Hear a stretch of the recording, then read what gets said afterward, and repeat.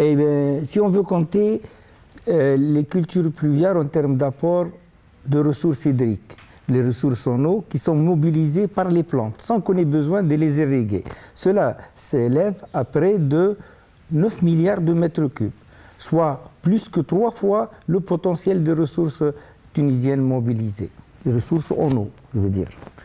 Donc, promouvoir les cultures pluviales, c'est promouvoir la mobilisation de ces ressources hydriques du sol et qui représentent un potentiel énorme.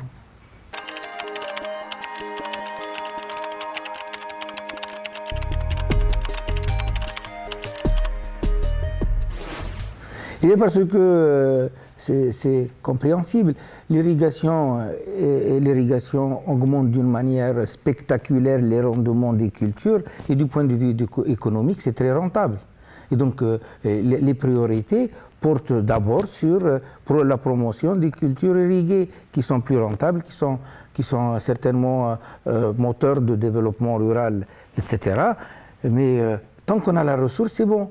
Mais le problème se pose dès que les ressources viennent à tarir, qu'on n'ait plus suffisamment d'eau pour promouvoir l'irrigation. C'est là que peut-être qu'il faudrait avoir une nouvelle vision plus globale des ressources hydriques qui porte non seulement sur les eaux d'irrigation, mais aussi sur les ressources hydriques mobilisées par les cultures pluviales, par exemple.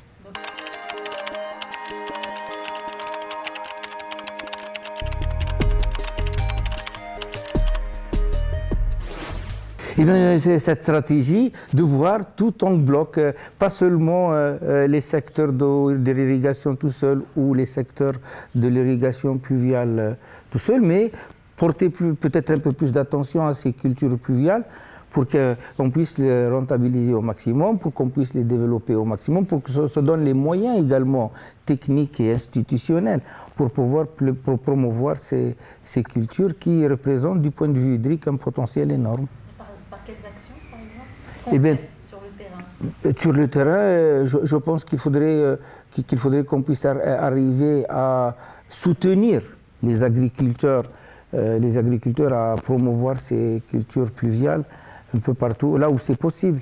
Mais pas seulement, il y a également les pâturages qui sont une autre forme de mobilisation des ressources hydriques, sans qu'on ait besoin de les cultiver. Donc ce sont les animaux qui vont se nourrir de végétation naturelle et qui représentent finalement des ressources hydriques mobilisées par ces plantes.